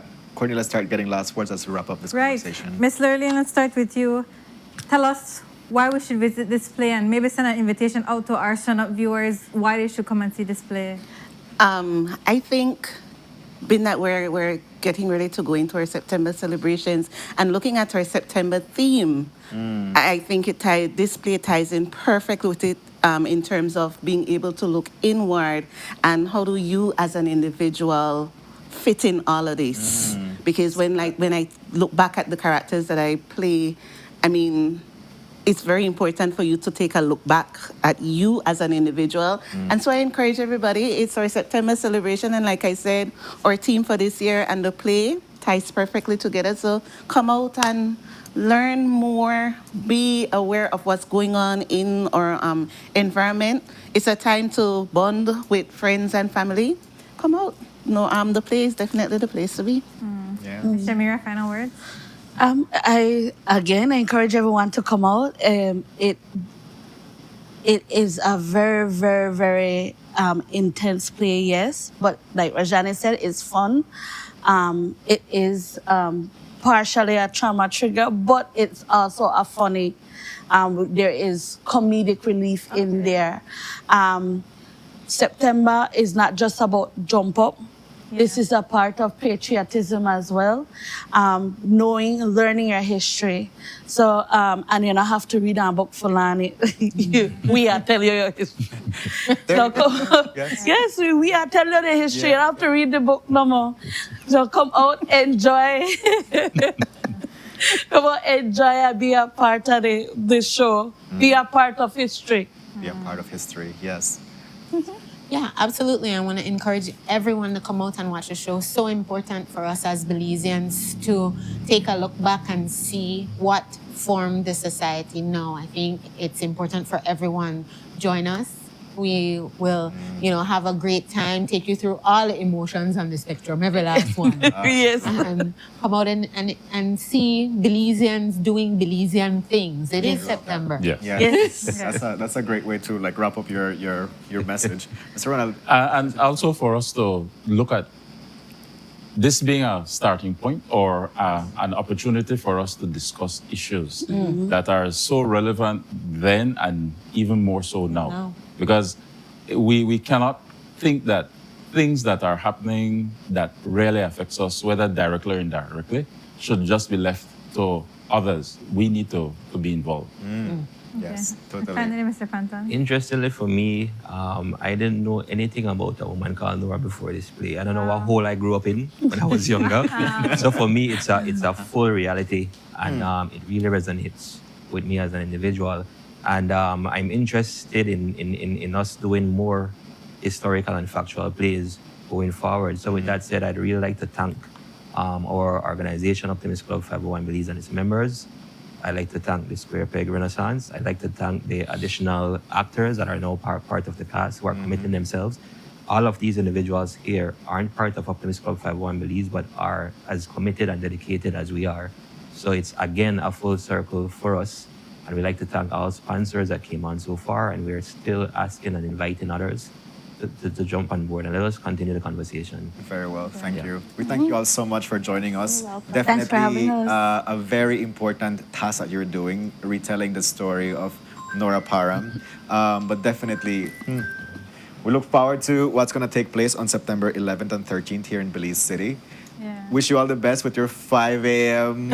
sessions too. I know how Do it stage. again. We need more. Yeah. We need more. Wish you all the best with your 5 a.m. rehearsals. Shown on Yeah. stage. Wow.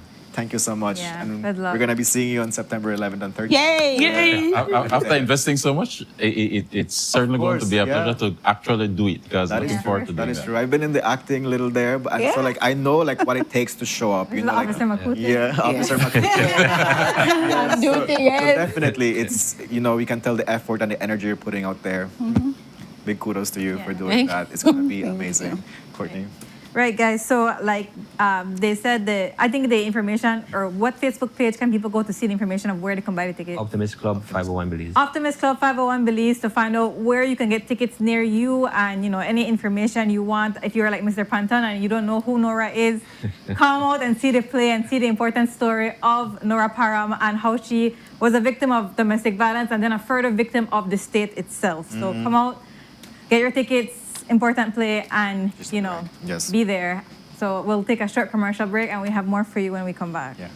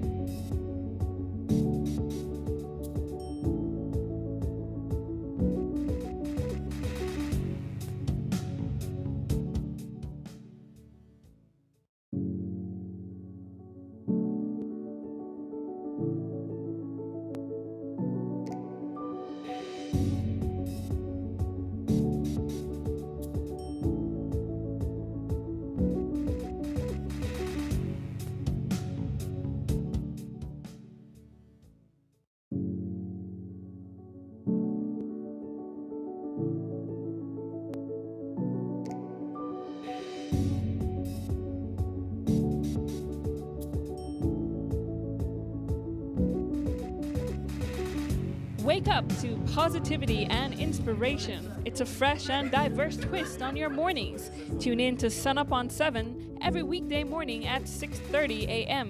right here on your nation station, Channel 7. It's the morning show you don't want to miss.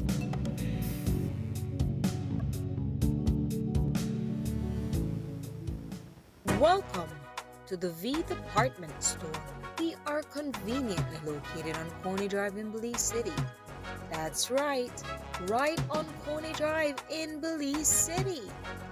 At the V Department Store, we offer a wide variety of groceries, cosmetics, kitchen appliances, kitchenware, electronics, and more. We've also recently expanded to the second floor to better meet your household and office furniture needs.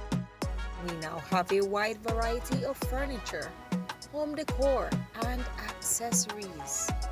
We have a shared vision for a comfortable and customer-friendly shopping experience. Visit us today and be warmly greeted by our reasonable prices and cordial staff. The V Department Store. Experience the ultimate shopping destination.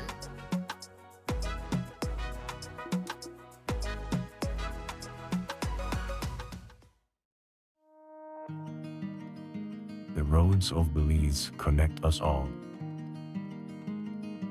Riders, drivers, families, friends. Every day begins with a little routine and the confidence that life's journeys are protected. From school drop-off through the daily grind and everything in between, each with different roads ahead, yet one common goal: to arrive safely. Atlantic Insurance stands with Belize's riders and motorists with affordable protection, support, and peace of mind for the journey ahead. For the roads we share and the lives we protect, Atlantic Insurance is by your side, insuring you from life's unexpected. Atlantic Insurance, insuring you from life's unexpected.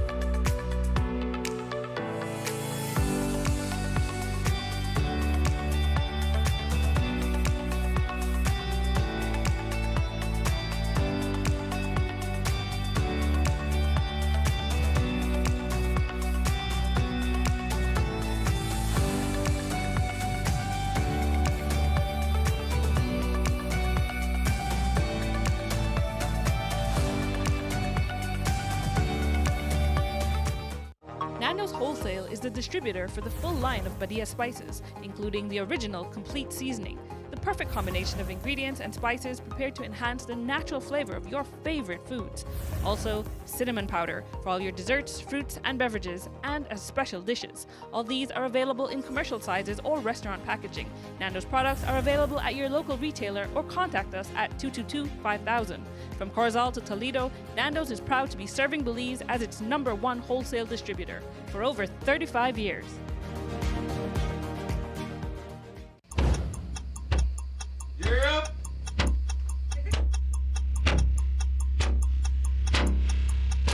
These charter means aren't We're navigating along the coastline. This morning, the 2023 Good evening. Good evening. I'm Cherie Culsel, and here's what's ahead for you on 7 News Tonight. We've got details of these and other stories in our newscast for tonight. Good evening.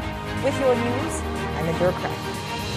Belize, you're watching the Nation Station, Channel 7.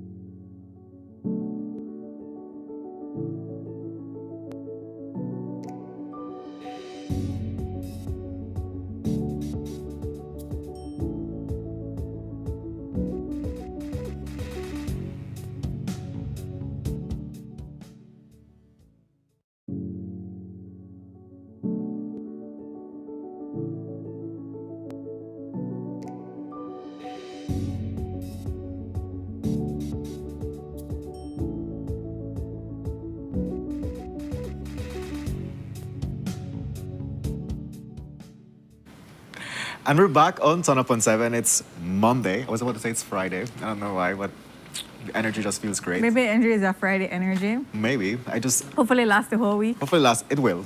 I have... Yes. Yeah. Good rest. But welcome back to your Monday episode, folks. Just before the commercial break, we had a great conversation with some of the cast members of the play A Woman Called Nora. Definitely one that evokes a lot of emotion. Even we have not been at the play yet. It was going to premiere on September 11th and 13th. But just thinking about that and just hearing them. Yeah. Especially the part, where I got cold, see the part where they said that the son was like, Yeah. approving of it and said like, Miss Rajani Sheep, the way she portrayed Nora and, I can't imagine how emotional it must be seeing this happen in front of you. Yes. Wow. That's gonna... in a way, I hope it brings a level of closure if there isn't any. Yeah, I really enjoyed how they said that they went to the archives to get the story right. Yeah. And I feel that is a very, very critical element of this play. The fact that they're saying we are telling the story at how it was supposed to be. So that's going to be very, very beautiful. But Courtney, we have some announcements to make. Right. So one of the things that is taking place next month is Sunup on 7's Independence Day special. And what's taking place there is a cook-off. How do people get to participate in this cook-off is that you have until this Friday for you to submit your interest that you want to participate. After that, you submit it to WhatsApp via 608-8227. That's our Sunup on 7 mobile. Express your interest that you want to participate in this cook-off.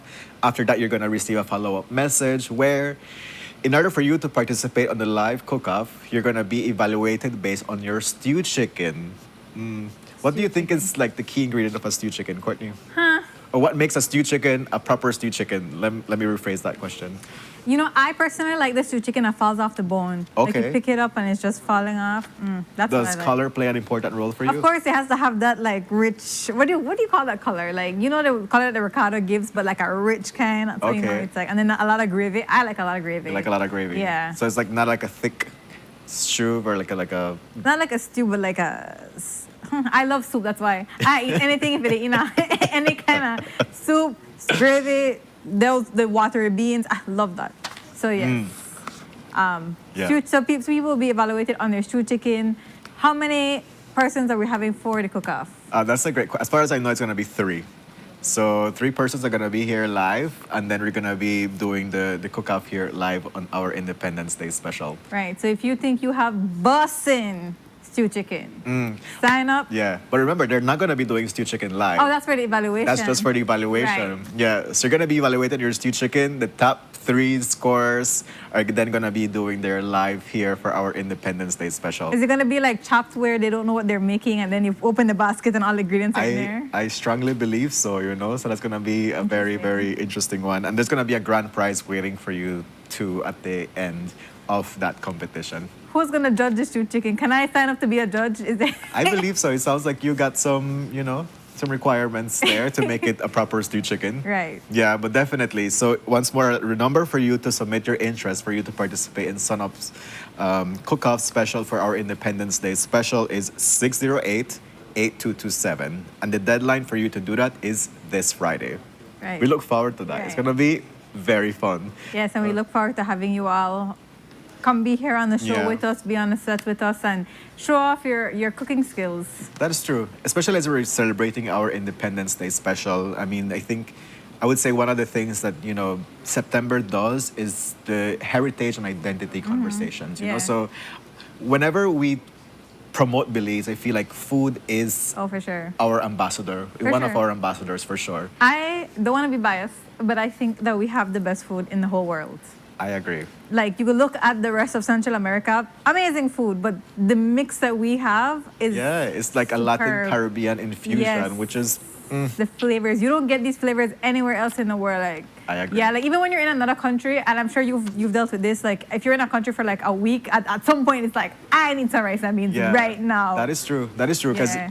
I was in Kingston like earlier in the year, and they have rice and peas. Yeah, it's not and I the like same. rice and peas, but I am like, with a coconut milk day, you know, like I am like, I am missing that. Right. Yeah. Yeah, like when I was in Japan, it's like, I don't want no more seafood. I don't want no more seafood. I'm done. I need something Belizean Yeah. right now. Yeah. Yeah. So somebody's saying one of the secrets for a good stewed chicken is to have a kettle of boiling water available. What is that? Why is that? Why is that? Yeah. I would be interested. Maybe I could Yeah. upgrade my stewed chicken game. Boil the water while your stewed chicken is cooking?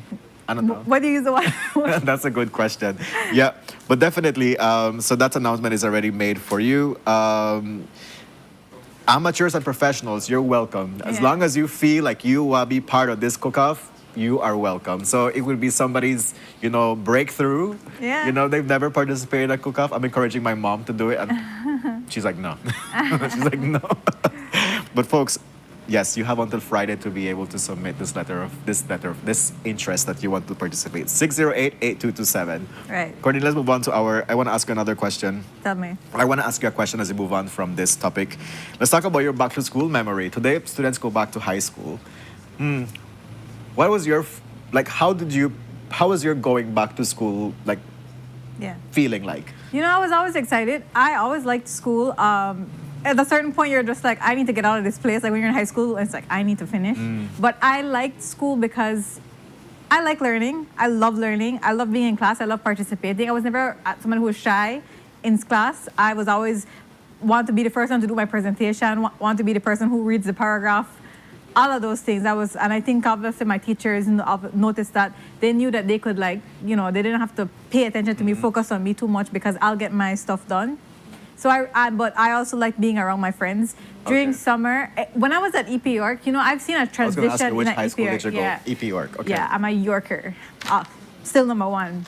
But I've seen a transition with EP York in that when I was there, most of the students were from Belize district, not from Belize city. So like all my friends were, they were in their homes in the different villages. So I didn't get to really see them over the summer or over like vacations and stuff. So I was always excited to go back to school and to be around my friends, during the week and whatever. I also would like work on the summer. So like to not work and go back to school was like good too. I like that.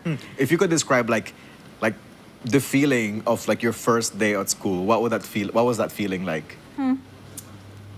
It was a feeling of newness because I feel like you grow, you're a different age, you grow. You spend a whole 3 months developing yourself in one way or another. You have different experiences from the previous, like first and second farm is a big transition because you go from being a total newbie to somebody who I know the school, I know the people, I know the teachers, you're more comfortable. Third farm, things start getting intense because that's when you start preparing for CXC and whatnot. Fourth farm is the most intense, but you also have that excitement of graduating. So I think every year, it's just this feeling of newness of what does this year have in store for me. What was your high school? Yeah, so I went to Muffles High School in Orange Walk. Coming from the village to town was such an eye-opener in many ways, and I feel like I'm so grateful for like there's like teachers that prepare students from the village to transition into town because it's a culture shock. For sure. Right? And personally, I was like bullied for being a village boy in a high school, in a town school, because of your accent, how you look, your mannerism. And it really breaks my heart to think about it. And it really breaks my heart to think that there's still people that are going through that moment today. Especially because that's a celebration of our, how different we are. Even you could be in the same district and the different accents it should be celebrated, the different cultures. Yeah, definitely. But kids will be kids. Kids will be kids, and there's this societal, like thought that town is better than being in the rural space, which is debatable. Right. But definitely, I love, like similar to you, I love going to school. Like just learning and meeting new people it just gets me. I'm a big fan of literature and a big fan of math. So like going there and learning these things was like such a big thrill. Like my mom laughed the other day when I told her that I never liked new uniforms because they would like fit so big.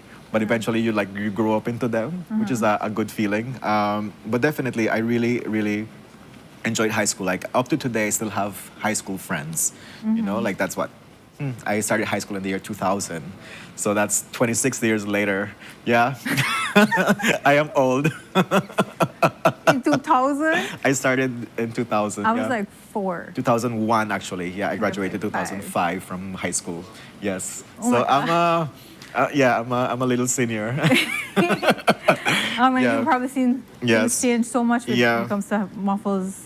Definitely, a lot has changed. I feel like in so many things, but definitely I feel like students are now in a space where there's more awareness in regards to like celebrating each other, building community, more emotional and mental support in schools. We see now schools having counselors and those things, which is very, very critical. It was very right. A lot of those schools now are free because of the government's free education program. So that's an exciting development that some parents don't have to worry about uniforms, tuition, books, these types of things. And every child deserves that opportunity to go to high school. It's in this day and age, it's non-negotiable. You have to be in high school. You have to learn. You have to develop yourself in this way. You have to give yourself a chance. I think up to this point, associates is non-negotiable, but that's a different story because we understand people's financial position and their home life. But definitely, at least high school, Yeah. So what advice would you have for the students that are going back to high school today? My biggest advice is high school is not, when you're in high school, you think that's your entire world. That's your entire life. This is where it begins and ends. And you get to 30 like me and you realize that's just a little blimp on the grand scale of your life. And you'll do so much more amazing things. So don't let high school get you down too bad. Regardless of what it is and regardless of what choices you make, you are so young and you have the rest of your life to pivot to something else. So that is true. While it is a big deal, you do want to get good grades, it's not the end of your life. If something happens to you, to your high school, it's not the end. you have many, many chances. That is true. And I feel like it's also important to like look after your well-being. For sure. There's a big pressure in transitioning into high school, the workload that comes to you. So like I feel like looking after your well-being is very critical. I see like a lot of like high schoolers going through like a high level of anxiety on the transition, on the schoolwork, on the demands of things, and I feel like parents, teachers, and students, they need to work around ensuring that the well-being of students is something that is cultivated every day, because it's really unfortunate to see an 11 and a 12-year-old going through an anxiety because of homework, and I'm like, things do get tough, you're right, and you have to like look, how do you conquer this? But definitely there's ways how the well-being of students can be managed, and I hope that they work to that. Yeah. Courtney, we're wrapping up on today's show. So Carnival is coming up next week, Saturday, at least Carnival in Belize City. Yeah. Courtney's going to be doing the live. They just asked me literally like a few minutes ago if I would co-host. I didn't even answer Brent yet. Brent, if you're watching this, I'm Yeah, so definitely Channel 7 is going to be out there covering Carnival, so stay tuned. And Kevin will be in it. I will be in Carnival this year with Titan, so that's going to be exciting. Look out for me in Section 3. We're going to have a great time. Yeah. I'm so excited. Do you feel a lot more comfortable from the first time you did it? I did, and the reason for me to do Carnival is because it's reclaiming something. And I don't know if you recall, like, 4 years ago, I was assaulted right after Carnival in Orange Walk, where I lost my voice for 3 weeks. And so, like, Carnival is such a fabric of Belize that I was like, I could not fathom, like, how am I going to show up next year? Everybody's celebrating something, and I'm there with this big fear, right? And my family, they're so worried about what's going to happen. And I said, in order for me to conquer this fear, I have to step up at a bigger level. And I said, I'm going to join Carnival. So me joining Carnival is reclaiming that. It's also celebrating who I am and my identity, and also like celebrating Belize. So it's a bit deeper as to like why I am in Carnival, beyond wearing an outfit, beyond dancing. It's reclaiming, what happened to me. And I think a lot of those people have stories too, that the reasons for joining Carnival, a lot of them, it's not just about, I want to go out there and dance. It's I think a lot deeper for a lot of people. Yeah. And that's why I think Carnival is so important. It's, the dancing, the way of letting go of all of that tension that you have in your, in your body, in your life, just for a few hours while the Carnival is happening. So, we go live every year. We cover Juve, we cover pre-Carnival, we cover Carnival. I will be out there. Most likely Jaliza will be out there, and all experience. Yeah, but definitely see us next week. We're gonna have a great time. Miss Claudia answered why is the boiling water important. So she said like you have the water boiling, so like you just pour the hot water on your stew, so the stew keeps on going. So rather than pouring cold water, which is gonna like reduce the temperature of the stew, you just put hot water to continue it boiling. Great tip, Miss Claudia. Yes, thank you Great so tip, Miss much. Claudia. So with that, we say thank you so much for joining us on this Monday episode. It was such a pleasure hosting with you, Courtney, having Jules on the beef, and the cast of A Woman Called Nora, which premieres September 11th at the Bliss here in Belize City. Tickets are available. Let's go out and support the incredible cast, and let's go out and support the story of Nora Parham. Yes, great. Awesome hosting with you. So have a montabulous Monday, as Renata would say. As Renata would say. Yes, folks, we love you. Have a great start of your week. See you tomorrow.